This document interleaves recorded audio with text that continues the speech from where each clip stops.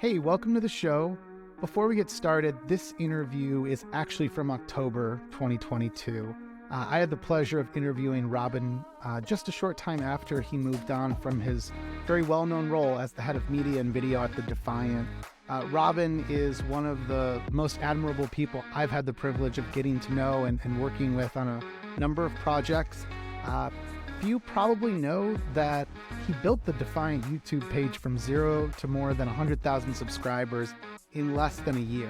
And he did it completely the old-fashioned way by producing the most creative, wacky and straight up entertaining storytelling on the world of DeFi and of course the other adjacent Web3 worlds. After you watch or listen to this interview, please be sure to visit BasedAF.com. And if you follow at @we_r_BasedAF on Twitter, you can watch the trailer that Robin and his team recently released for his new secretive project called BasedAF.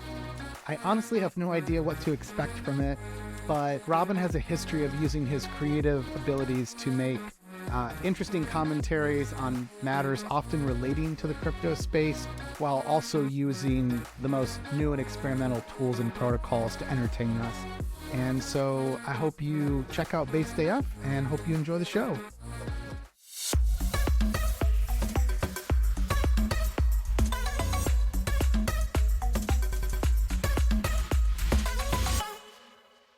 Hey everyone, thanks for joining us. This is DeFi Talks with DeFi Dad. I'm going to be interviewing here Robin Schmidt, who is formerly the head of video and media at the Defiant. I've known Robin for, I think, about 2 years now, and kind of always seen Robin as like an unofficial mentor.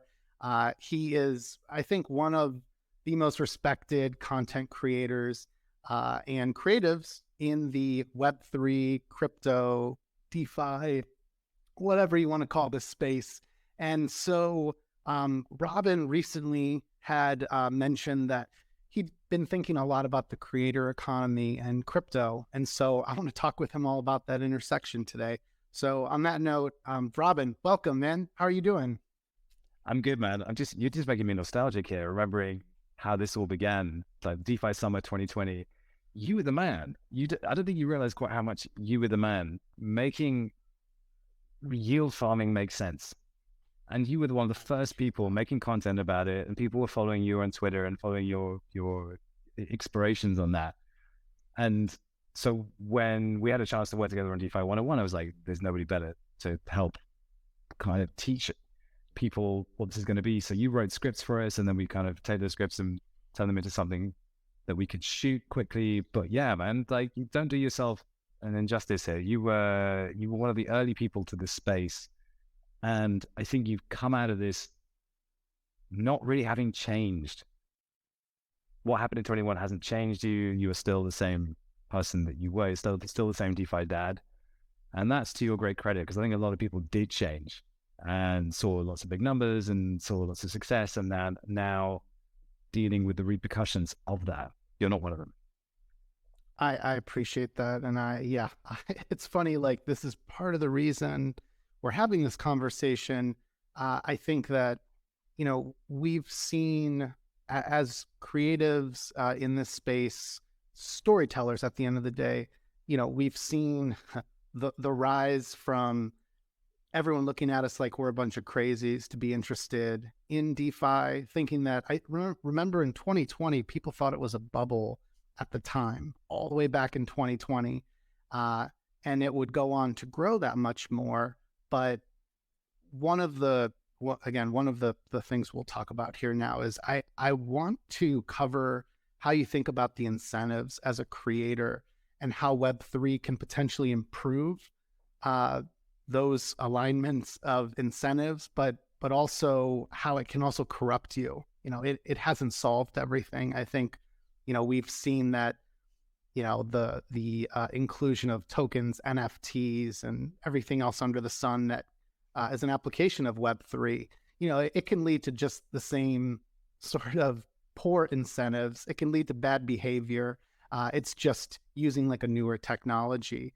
That said, though, I think we're all optimistic that there is actually a better path forward. And that also boomerangs into more of the work that you're doing with BasedAF.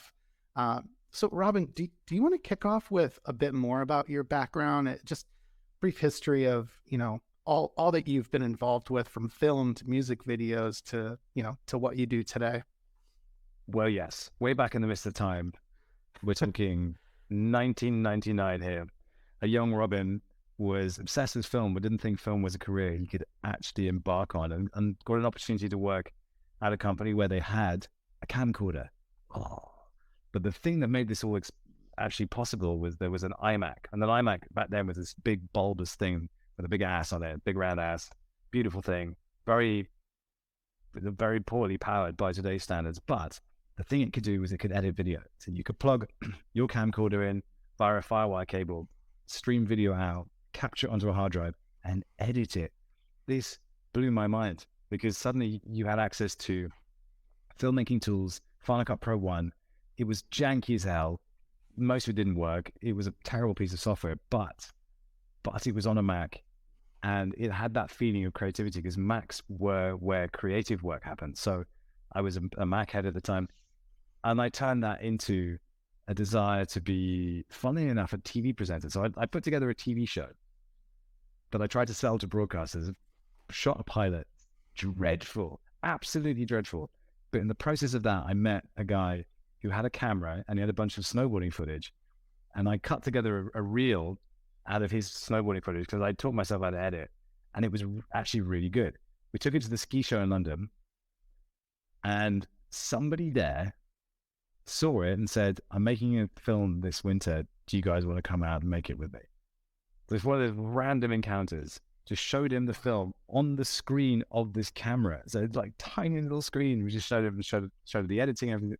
It just so happened what he needed more than anything else was people who could shoot and edit. And we had that. So we then went off to Verbier in Switzerland, shot for a whole season. And that became the start of my career. So I started making ski, snowboarding, base jumping films. And I did it with this guy that had the camera footage, Joel Mishkon. And we set up a company, Chrome Productions. And then for the next 8 years, that was our company. So at 22, first startup was a video production company. Learned so much. This is a job I have not studied to do. I barely knew anything.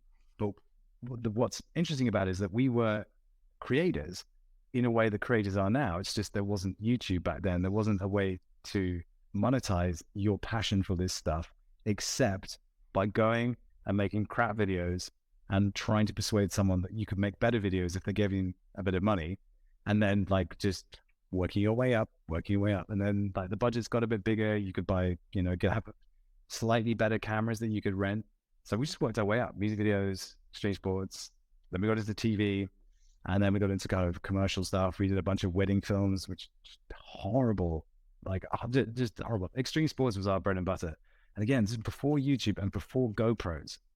So like instead of a GoPro, you'd have this lipstick camera thing about that long and had a cable out the back, and then it had to have a CCD unit to process the signal. And then that signal would get spat out into a camcorder via an S-video cable. Terrible quality.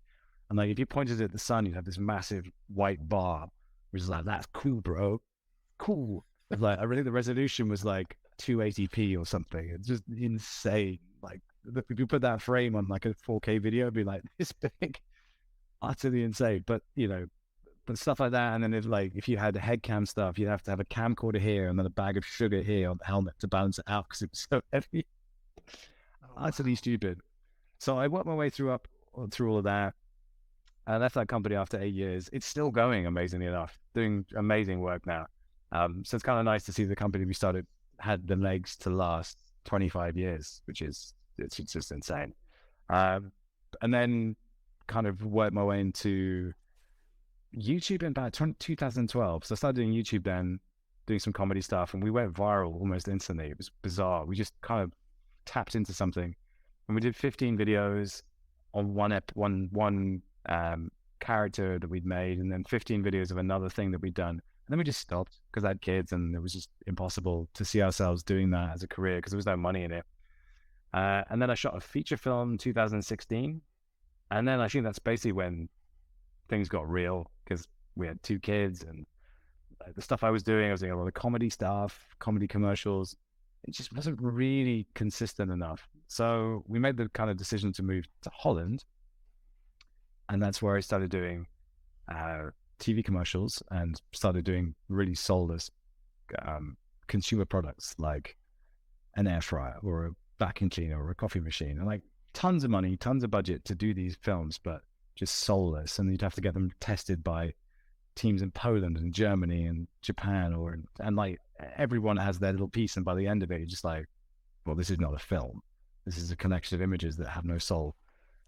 And my boss at the time, we went for a trip down to Belgium, and on the way he told me about this cryptocurrency he bought and how it sort of blown up. And I started thinking about it. It's like, where am I going with things? Well, this crypto thing sounds weird and interesting. And I just fell down the rabbit hole. Turned out the cryptocurrency was ETH, and that was 2017, just early 2017. So I saw that whole bull run, and I wasn't even making content for crypto at that point, but I was just observing. And through that process, kind of got myself into investment syndicates and invested in Harmony at the seed round. So I got in touch with Harmony and said, I think you guys are interesting and have an interesting story. I'd love to tell it. And I kept in contact with them for 12 months and then had an opportunity to go to San Francisco. So I went to meet them and got on really well with them. Just really kind of found myself fascinated by the way they were set up in Silicon Valley, the conversations they would have, the enthusiasm they had for the technology and the way they were building it in this hacker house. Just like, this is wild. This is the inception of something really that feels massive, but it's just a bunch of people in a house building it. And the long and the short was they ended up offering me a job as their creative director, which I took as this massive left turn in my career just to kind of figure out a new path. And that ended up putting me in contact with Camilla. And then we did the Defiant video channel together, because I was trying to get Harmony to have a footprint in DeFi, because we could see DeFi was going to be huge, but Harmony was still kind of struggling through early stages of mainnet. And I wanted us to have a story to tell about DeFi. So I thought, let's partner up with someone. I reached out to Ryan Sean Adams at Bankless, sent him one email. I said, basically, I'm at Harmony, but I would really love to talk to you guys about doing video. And he wrote me back and said, oh yeah, video, that could be interesting. And I said, well, yeah, sure, let's set up a meeting. Never had back from him. Got ghosted by Ryan. So so that was that. And I had this connection with Camilla, and Camilla didn't ghost me. So Camilla, yeah, but I mean, like, what a great story. I mean, how different things could have been if Ryan hadn't ghosted me. I don't know if he remembers that, but yeah. I'm gonna totally cut that clip so that to share this later. That's fantastic. I probably you made a big mistake there, buddy. I probably still have the email as well. Yeah, no, it's weird, right? But I mean, to be honest with you, my style of making videos wouldn't fit with Bankless at all. It would have been a very different show. And I think the interesting thing is I became the face of what is the Defiant video. And Ryan and David are very much the face of that. So would I be in competition with them? Would it have been a different thing? I don't know. But anyway, it's probably better for the best that it didn't work out that way. And so after a while of doing this sort of combined co-production thing, Camilla basically said, listen, I'm raising money. And if we get the funds together, I'd love you to come and be the head of video and multimedia for this new team. So I said, yes. And then 2 years later, I left. Which is long made in crypto. Yeah, I know crypto. That's like 2 decades. You know, to be fair, like I love my team at Fourth Revolution Capital, and I'm like, I've been with the team for about almost a year and a half, and I was with Zapper for a year, with Consensus for 2 years. It's not a reflection of anything in my experience. It's just things move quickly and folks move around. So yeah, but it's exciting for what's next then. Yeah, it is. And looking back on my time at the Defiant and also at Harmony as well, like the exposure to ideas at the very highest level, the opportunity to talk to stakeholders, to developers, to people who are building stuff, but people who are also in contact with regulators, talking to NFT projects. I got a chance to speak to everybody.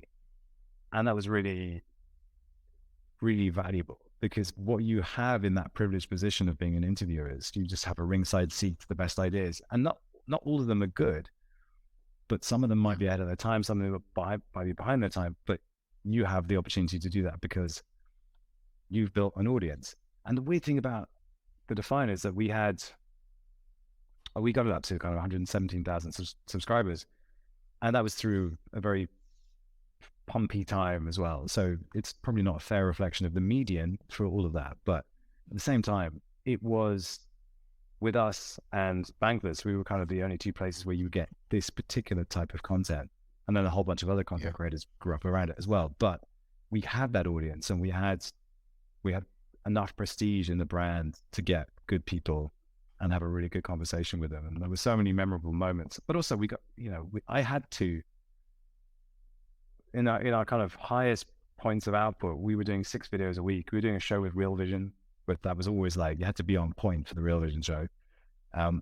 We just had to research a lot and experience, get in the weeds with a lot of protocols and just expose myself, particularly doing tutorials and things, which honestly, I hate doing tutorials.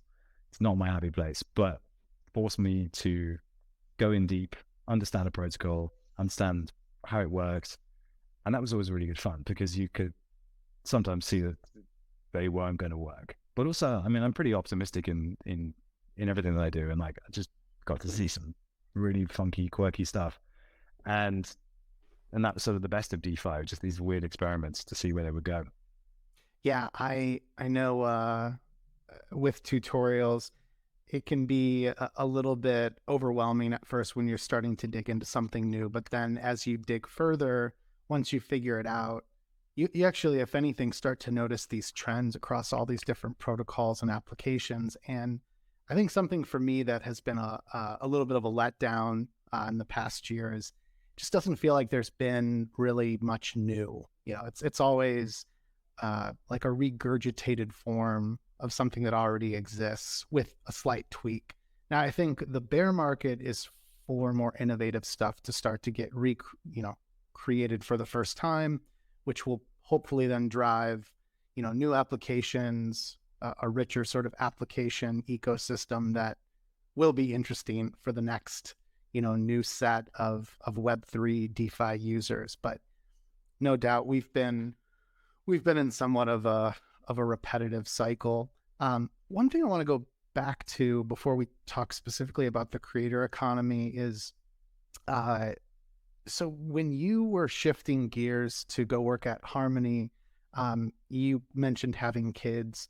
I also remember this pivot, having kids. At the time I actually had one very young kid. I think my son was like 1 year old, and it's hard. It's really hard because even back then you knew how high risk the crypto space looked, but yet you made the leap as well. Do you recall like any of the thinking that you went through that told you, this is the right move, high risk, but for some reason I know that this is the right path for me?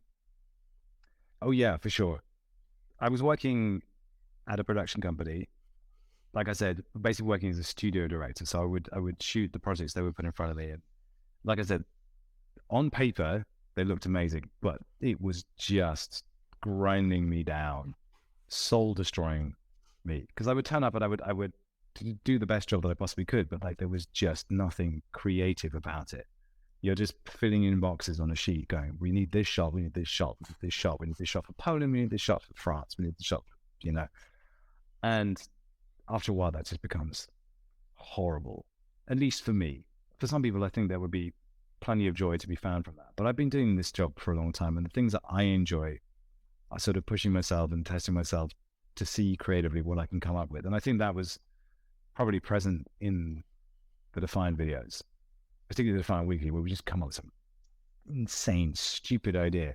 That wasn't because we are insane and stupid. It's because that's what made it fun. And so I was at this place where I'd lost that. And the thing that saved me, I mean, this is ridiculous, but I started making what I called luxury GIFs. This was 2018. I would just make the most insanely intricate, insanely high level kind of motion captured, tracked faces, all this kind of stuff. GIFs, and I'm gonna have a whole channel with these things. And I would just challenge myself on the way into work on the train to just come up with an idea and execute it as a GIF. And that was just the thing that kept me creatively satisfied, which is insane thinking about what I do now. But that was the thing that kind of saved me. And it was all for crypto stuff. So I was just making crypto GIFs, capturing an idea and then turning into something that was just absurdly high value. And like the GIFs are funny when they're janky and they don't work properly. And like the faces just jump about. I wasn't doing that. I was doing like precision visual effects kind of stuff. Cause I mean, you know, my background's editing and filming and like I do everything. So I was just having fun. And then like, I just felt like it was time to do something different. And the Harmony, as much as it was a risk, was going to be a pretty significant salary bump. And it was an opportunity to work in crypto, but in a relatively safe way, with a proper salary, proper contract. And it just felt like that was the right move. It was hard to sell it to the family at the time, but as it's turned out, that was definitely the 100% the right move. And then it kind of carried on through to understanding the value I could provide to Harmony was making videos, and then just kind of making the videos we wanted to make, making a bit of a name for ourselves through, I mean, we were in the middle of the pandemic, you know, we were just stuck inside. Life was tough, but we just kept hustling and putting videos out with, you know, 500 views, 600 views, but just kept doing it. And then the DeFi summer thing hit, we just started making videos the way DeFi felt and not necessarily the way it was. So not the Bloomberg approach, but like, all right, this is bananas. So when Curve launches, I'm going to get hit in the face with the banana a lot. And then, you know, the Curve banana thing. I remember that video. Told that story. So that became the template for it. Just people would expect wacky stuff from us. And it became a bit of a cult thing. And then like 2021 happened, and then everything expanded, and then, you know, your audience gets bigger. Like you talk about Terra, you talk about UST, and at the time it was really fun, really exciting. Anchor was exciting, but also it made sense coming from DeFi Summer. That's what people forget. Like DeFi Summer completely changed our notions of what any of this stuff could be. Yield farming, like the YC token. It completely changed the game, and Terra came off the back of that. So I guess, like, what have you been ruminating on when you talk about this intersection of crypto and the creator economy? I kind of want to paint a picture of like what came before us before crypto, and then, what's the state of that creator economy today, but like what problems ultimately, could be solved by some of this new tooling. So anyways, we could start with the basics though, of like, how do you even just define that creator economy and the state of it? Well, the creator economy is the businesses around creators. And it's also the infrastructure and tools that companies provide to make that move better, be easier to manage. Because being a creator is a very volatile business. Like the ad revenue driven side of things is extremely volatile, and trying to even that out throughout a year, particularly when you have to hire staff, you have overheads and that kind of thing, it's pretty difficult to manage. And so banks won't touch you. There's no infrastructure in place for that because you are other and different. If you're a freelancer, for instance, banking services are just a lot tougher. Getting a mortgage is tougher. Being a creator, it's even tougher because, as we know, like, it's just incredibly volatile. You might be popular today, you might not be popular tomorrow. So what has happened is that brands have realized that the relationships that creators have with their audience, particularly at scale, are immensely valuable and becoming increasingly valuable, and a thing that they need to tap into. And it's no longer just a case of pay the influencer, they will put out a message for you, job done. No, you have to really, really think about partnerships. And creators are realizing they have a lot more power. And so the ones that are any good are able to manage that process and have better brand integrations. And all of that comes with new kind of perils and other problems, but essentially the creator economy is that. So let's say you have a creator that's particularly good at beauty and makeup. They might launch their own line of nails, for instance, or Emma Chamberlain has launched coffee. Mr. Beast has launched burgers and snackables. So that, you know, there's these consumer products that these creators are putting out, and that's creating jobs. It's creating revenue.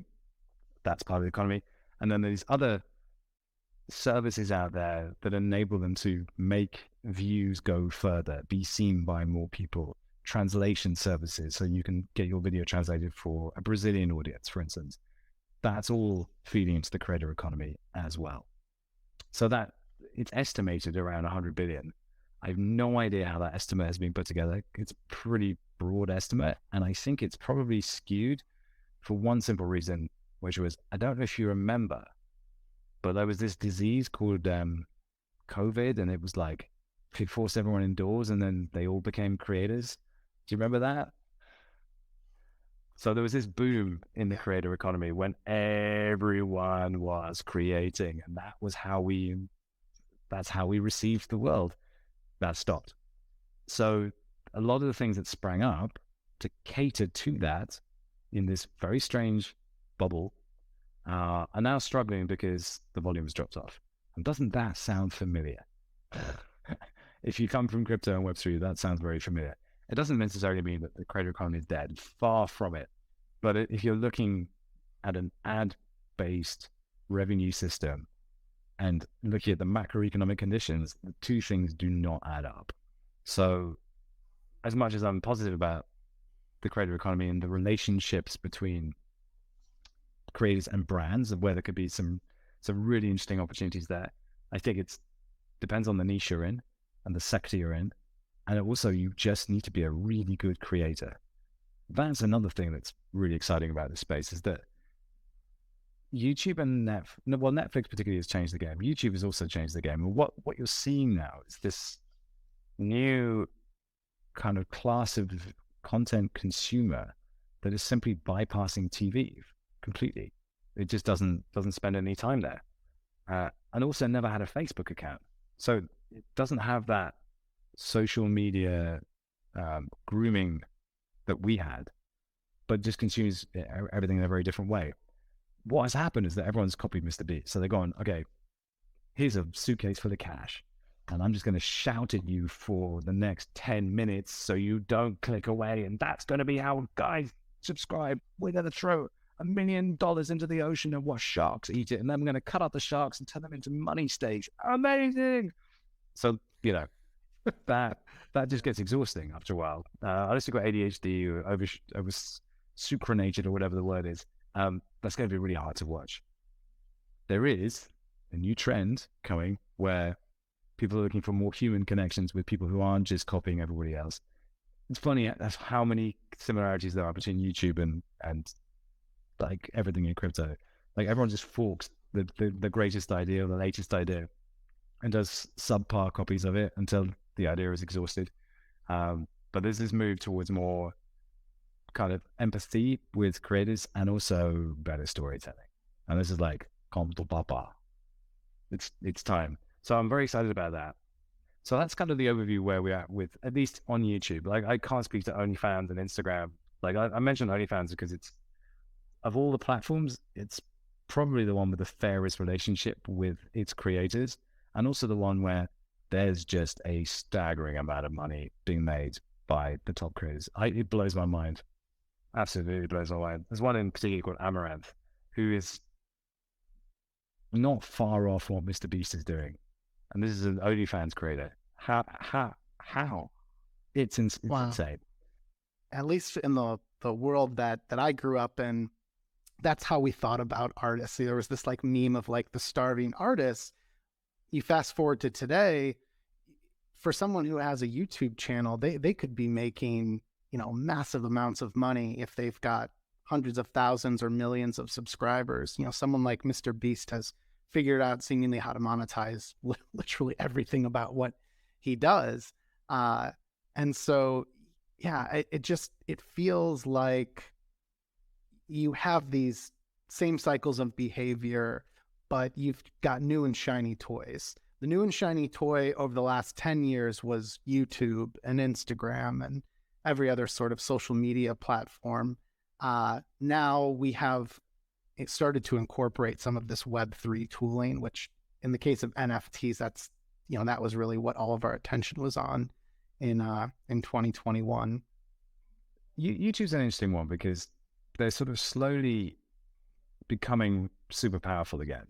And they haven't done it overnight, and they've traditionally not been the best communicators with their creator community, but like you can see that they're slowly trying to pull creators away from TikTok and from Twitch in a very kind of slow way, and they're doing it through monetization, through AdSense. So, if you think about being a creator, what your job is to really to get the most clicks on a video you possibly can, because clicks mean money.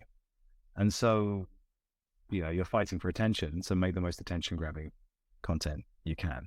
And there's literally a playbook for how you do it. It's about great thumbnail. That gives you the click-through rate, as long as you have a good thumbnail, title, and concept, which is not easy, by the way. And then you basically have to employ extravagantly tailored retention tactics. So you look at your retention graph, you're like, okay, people drop off in the first 20 seconds because they always do. How do you keep them there? There's a famous Logan Paul video where he's talking about how he bought the most expensive Pokemon card in the world.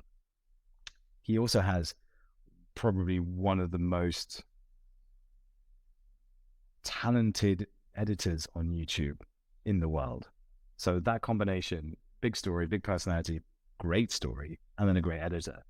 And they held a retention rate of like 75% or something. So 75% of people who watched that video stayed on until the end. That is insane. That's insane. That's really insane. Because people arrive in your video with no context and they're looking for an excuse to leave. So you've got to keep them there. So, but to be honest with you, figuring out how to give people the sniff of an idea or the sniff of something that's coming and then hold them there, that's just storytelling. And it's just that now everything's compressed. You have to be sneakier with it. You have to kind of harness it. But you can plot the story that you want to tell. None of that has to do anything with what we did at the Defiant. We never thought that way because we were doing educational content. We were doing all these other kinds of things. But I love that stuff. I love the challenge of keeping people hooked on something that you've come up with for this period of time. Like you were asking me, like, where does Web3 fit into all of this? Why Web3's done a really crappy job of understanding the creator economy, because we basically said NFTs were the answer. But if NFTs weren't the answer, then it's like a new decentralized version of YouTube. That's the answer. Or a decentralized version of Instagram. But it's not the answer. Like, people are not leaving those platforms because those platforms are, on the whole, they're the best thing that creators have. So in order to make something that's better than that, it just needs to be way better. And it just isn't. Like, all the things that YouTube has, you can't fight on that hill. Like, TikTok has done something different and amazing, but YouTube didn't die because of TikTok. There are more creators than there have ever been. Kids want to be creators, so it succeeded in grooming a whole new generation. The issue is that NFTs are amazing for building communities. They're amazing at harnessing very simple visuals and hooking people into a kind of sense of belonging to a community in a way that shitcoins simply cannot. Because shitcoins cluster around trading activity, whereas NFTs cluster around, notionally, the idea that you jam or jive with a particular piece of art and the community around that. And that's fairly fleeting most of the time. In the case of Bored Ape Yacht Club, what you're buying into is perceived success. And there's no doubt that Yuga has been extremely successful. So you're buying a piece of the Yuga success story. But other projects have a different vibe. And that's fantastic. Like Pudgy Penguins, it's all about like good vibes. And it's geared towards kids. They're one of the few projects that does that. CloneX is a different thing. It's about streetwear, it's about fashion, and it's about this emerging avatar-driven, future-driven content creation kind of landscape. And they're brilliant at it. But like, the issue for me is, like, as soon as you get into this thing, which we were talking about, of incentives, like, how do you incentivize people? The first answer is a token. And I think most projects, like 99% of projects, the moment you add a token, you are fucked. It's game over. It may not happen straight away, but like the moment you add a token, you're fucked. So when we looked at Bankless launching a token, the Defiant looked at making a token because you were part of that conversation. We never did. And there's like a really simple reason why it's a bad idea. And that's because if you have a token, notionally, visibly or invisibly, your performance, your success will track that token, whether you like it or not. And you have no control over that. And therefore, at some point, the temptation will be to force value into that token because that's how people see you. And that's just not the right way. That is not where your attention should be. So what we're talking about here is the imbalance of the creator economy. Because as you rightly said, what MrBeast has become really good at is monetizing. And what creators are expected to do and groomed to do, I would say, because all of them consume the same kind of tutorial content about how to grow on YouTube and how to be a successful creator. Like you have your primary monetization stream, your secondary, your tertiary. So you've got like a balance of these things, but all of them revolve around doing one thing, and that's extracting maximum value from your audience. So you have this thing, build an audience, monetize that audience. But where is this going wrong? Like the audience gets fucked. That's basically what's happening here. Web3 should, could, might, maybe make it possible for the audience not to get fucked. That's it. And I don't think anybody has even thought about it that way, because all they see is, oh, creators get a bad deal on YouTube. Creators get a bad deal on Instagram. Creators are doing just fine. If you're a talented creator and you put the time in, you're going to be fine, because brands are falling over themselves to be part of your story. So tell a good story, do the time, do the work. It will happen for you. The people who are getting screwed here, oh yeah, guys, like and subscribe. Oh yeah, here's my merch. Oh yeah, here's my NFT drop. Audiences get fucked. So if we're going to come up with a better way for the creator economy, we have to do what I call the third pillar, because we need to give it a fancy name. Because if we are going to write a white paper about this, it needs to have like the third pillar, my vision, the creator economy. So yeah, build an audience, monetize that audience. Third pillar, share the spoils. Now that's just like, oh, share the spoils, but why would I do that with these monkeys that watch my content? Well, have a think about it.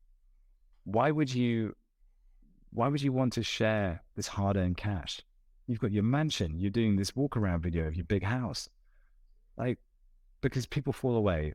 And the way the world is going, we want a greater sense of connection with the creators. And it's not top-down. Like, you need that audience as much as they need you.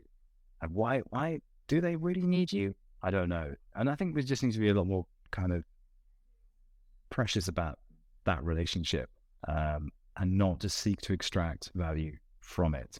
So for me, then the question is, okay, so how are you going to share the spoils? What are the spoils? And like the Web3 answer is, bro, add a token. Like, when's your token coming out? No token, bro. There is no token. So the trick, and it comes back to DeFi, the trick is to take the things that worked from 2020, from yield farming, and apply them to YouTube. And I wish I could say more than that. But if you think about YouTube as a yield farm, then stuff gets really interesting. And that is as far as I'm willing to go in that particular conversation. But it's all my thinking right now is attempting to bring I guess it's real yield, right? Where does the real yield come from if you're a creator? And then where does that go, and how can you use it to your advantage to incentivize the community to do the thing that you need them to do, which is YouTube wants to see that people watch your video. They want to see that they're retained by your video, because then it will go, oh, lots of people are watching this and they're watching through to the end. Damn, this must be a good video. Let's serve it up to more people. That's the only thing I need my community to do, is watch a video And it's a really low lift because they can press play and walk away if they want to. Just let it go to the end.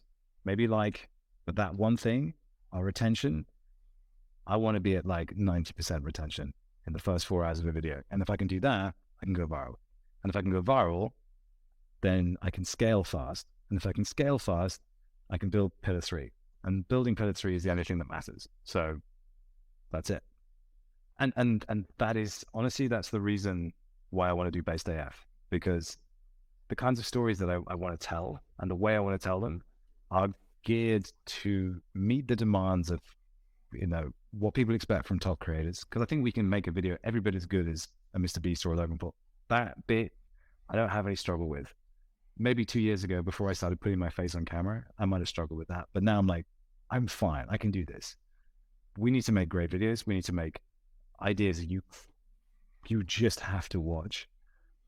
That's kind of baked into the name, BasedAF. You kind of know what sort of videos you might be watching. But we also have to figure this thing out and scale it up really fast. So we have to be pitchy. We have to be kind of aiming for the very top echelons of this business, and then use all the tactics that we can to keep people viewing and to bust through the algorithm. But again, all of this is fairly scientific and fairly straightforward to do. I just got to keep doing it video after video. But the recipe is not secret. It's just very hard to maintain over a long period of time. But again, what did we do the last 2 years? 6 videos a week, again and again and again. We can do it. So that's kind of where I'm coming from. But yes, that YouTube is a yield farm, and then go from there. So one thing I think that you've properly highlighted is the journey is not supposed to be easy.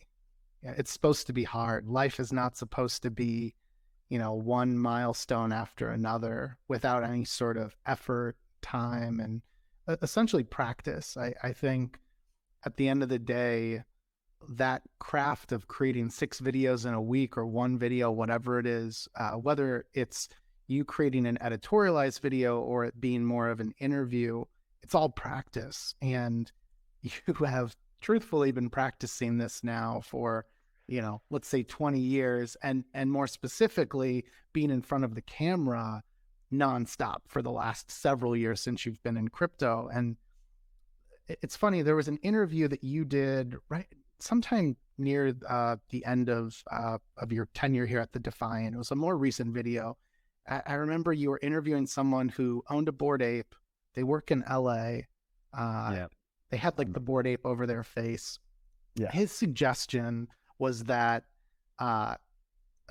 he was doing the typical crypto thing, looking at all of the upside on the opportunity to use NFTs and tokens, but not talking about any of the drawbacks.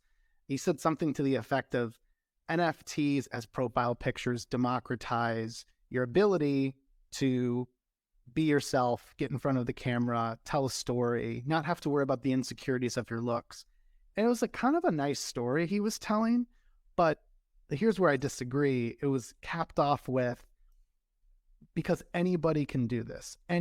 Anyone can get in front of a camera and be just as talented. The suggestion was that essentially it was looks that was driving the success of a lot of folks. And I totally disagree with that. And I think that YouTube, truthfully, did more already to democratize the ability to make content, share it, than what Web3 has already done. Or even as impressive as TikTok is, I am absolutely blown away by what TikTok has enabled.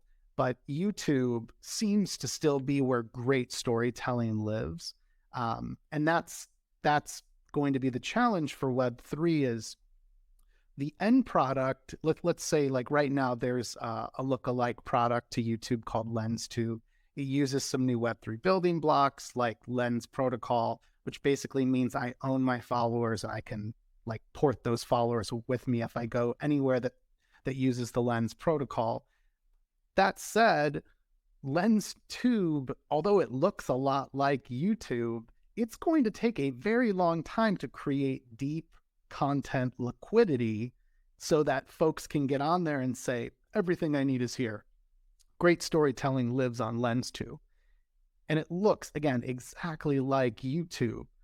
But the truth is, there's going to have to be that much hard work. There's going to have to be incentives that drive creators over. It can't just be, here's this thing, and BT dubs, it might have a token. We don't know this yet, but my assumption is LensTube will eventually have a token. I decided to start making videos on there because I don't have a distaste in my mouth for YouTube, but I have felt that there is a better way forward, and I'm, pretty often an early adopter of whatever Web3 DeFi applications are out there. So it was kind of a part of like dog fooding what's available, and I've sort of fallen in love with using it. But that said, I still have more subscribers on YouTube. I get more views, I get more exposure. And so anyways, just kind of like summing up that this all comes back to great storytelling, lots and lots of hard work, lots of practice. I am grateful for what content has done for my career over the last few years, but to be, completely transparent, I think I've also lived through the ups and downs as a creator like anyone. I saw my YouTube surging to I think I had like 200,000 or 300,000 views back in 2020. And yeah, I decided that I remember at the time that I distinctly was fearful of YouTube banning me for doing crypto content at some point and being locked out, and that being my one source of income. And given I had a family, having the opportunity to go work at Zapper was just like an obvious layup for me. I was like, I can do both, but there's like a hedge here against if something goes wrong and YouTube kicks me out.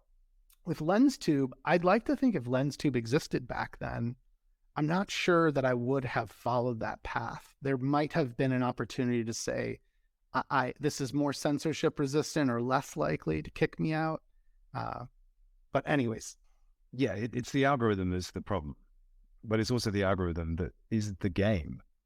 And you talk to any kind of YouTuber that's had a period of, a career that longer than, a year or two, and it does kind of even out. Like you have these ups and downs, but also you have to pick a niche in which there's a relative amount of stability.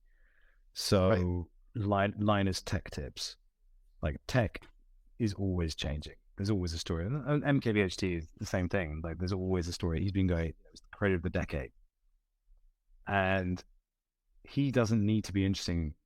The tech needs to be interesting. And there's always a new phone. There's always a new thing. So for him, that's relatively stable. If you're like a personality YouTuber and your personality is to be big and brash and loud, at some point you burn out because it's inevitable. I mean, I definitely burn out on DeFi content. There became a point where I could not physically talk about another hack or another DEX with the same enthusiasm again, because I've just seen it over and over and over. And I can't fork my enthusiasm and just port it onto Avalanche, unfortunately. I wish I could, because then it would be straightforward. So when you reach those points, you have to do one or two things. You either have to hire new people and keep the team fresh and then bounce off their ideas and bounce off their energy, or you have to wave the white flag and say, enough is enough, time to do something different. The solution I came to was, whatever I do next, it has to be non-crypto, in the sense that it has to have enough breadth in the subject matter that it can be about things that crypto isn't about. And obviously not abandoning that space, because this is where I come from. This is where my audience is at. When I went to NFT NYC, I was staggered about how many people knew my face and came up and said hello. I was like, oh, damn, maybe I'm not so stupid. Maybe there is an audience there that wants to come and see me do something crazy next. But for me, like going through this cycle, seeing all of that hard work evaporate, and then having to be in a position where you're having to defend and apologize for the space that you're in, fighting all of this kind of regulatory negativity, even though the thing that you fell in love with, the stuff that you love, hasn't changed, doesn't change, it remains the same.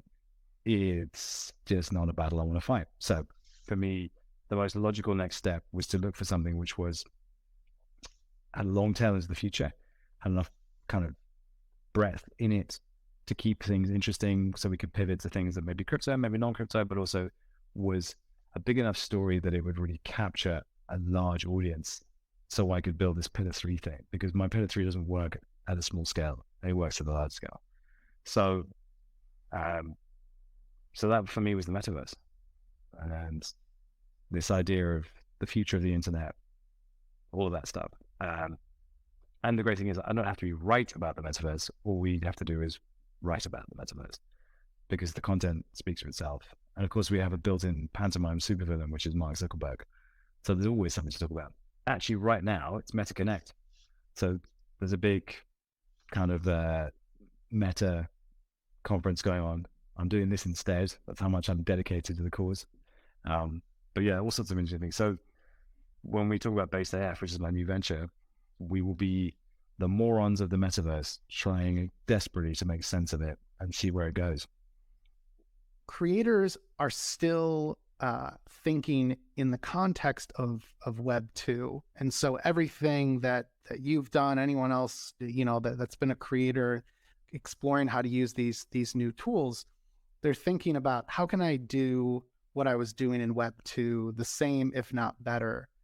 But the truth is yeah, we're setting up for a new future where I think it's very likely that someone who is a Web3 creator in the future will more likely identify with actually teaching that content in, let's say, like a metaverse platform. Like there will be universities that I think are native to the metaverse. There will be, creators who, they could be an AI, they could be a human being, but regardless, content creation will originate there. And that's really, I think, to me, that's the lasting legacy of DeFi, NFTs, all this stuff. It's setting us up for, we need that finance aspect handled. We need basically the idea of, how do we exchange value that is scarce?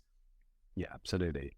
Well, the metaverse has this wasteland quality to it. There's no rules in any of it yet. And it can be pretty much anything you want. People, when I talk about the metaverse, they say, well, can you define it for us? I'm like, no, I cannot.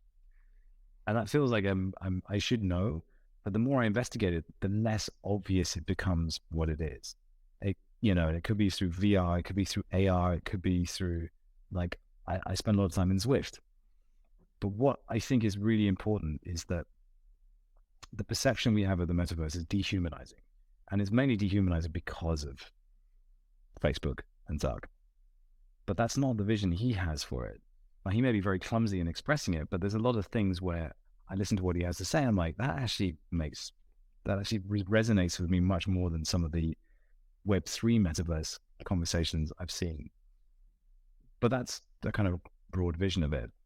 But nonetheless, I just think there's this wave of creativity coming that's going to be connected to this space. And it's just really underserved for content. It's either VCs going, this is this $20 trillion opportunity and it's going to be the most amazing thing in the world and it's going to be the future of the internet. Or it's like, hey, buy this land, it's going to be 1,000x by March. And you're like, well, what's in the middle? Like, where's the fun stuff? So, what we're trying to do is set up a style of content that is willing to poke fun at it, but also willing to explore the very extremes of what it is. Because I think ultimately the issue I have is whenever I'm connected to that space through VR for whatever reason or any other things, the thing that my brain is telling me is this is disconnecting me from my humanity. But what I keep discovering more and more is it's actually reinforcing connections to my humanity that I had abandoned. And that's bizarre and weird, but that's the message I want to carry through what we're doing, is that actually quite the opposite can be possible if you got an open mind. Well, why do you think the creator economy attracts so many grifters? Oh, the notorious influencers. Well, you see them like the crypto bros and the F boys and all these kind of things. Like there's a certain type of human that is just an extraction maximalist that just likes to kind of rape and pillage and then move on. And they'll just go where the marks are cheap and the marks are easy. And that's you know, it seems to be expressing itself on social media and through influencers and these kind of things, but you can spot them a mile off. And like, if people get burned, they get burned. You know, you learn and move on. I don't honestly know. I don't think it's necessarily reflecting anything that wasn't there before. It's just now it's more visible. That's it. There's always been grifters. One thing before we go, Robin, do you have any optimism about these new Web3 media platforms? Like I mentioned LensTube earlier, basically, again, recreating a likeness to Web2 social media, or any sort of, you know, platform that allows creators to thrive on it, you know, something like OnlyFans recreated, but with like crypto payments. Is that an optimistic future, or are we just in the early days of shoehorning these together? For me, where this goes is YouTube moves in that direction. Because we know that Susan Wojcicki, I hope I'm pronouncing her name correctly, but she's into NFTs and she's into trying to figure out how to build that into what YouTube is doing. A transparent social graph definitely would be interesting, but like, is YouTube going to go there? Maybe there's a YouTube decentralized flavor. I just feel that everything that Lens, for instance, is doing, it ends up being ported over to a bigger platform in some way. And whether that's enough, I don't know. But like the scale, the network effects, I don't see them playing out. I've seen this scenario happen so many times, and it's just hard to get the volume of the users. Like you said, the content liquidity is just not there. Yeah, well, we'll see if the Aave community, Stani in particular, can kind of translate that momentum of early adopters over. It definitely feels like one of the best shots we have, but yeah, there's high risk, high reward there. You know, you're building in the face of some behemoth incumbents that you've got to overcome. Before you go then, just a reminder to everyone, they can follow you and your new team at BasedAF here on Twitter. They can learn more here at based-af.com. You won't have much. Yeah, it's Robin. Page, but still, it's something. Yeah. Hopefully by the time hopefully by the time you listen to this or watch this in the future, so it's out with the coming product. But hey, thanks so much for your time. I appreciate it. We went way over, no surprise there, and just really excited for what's next.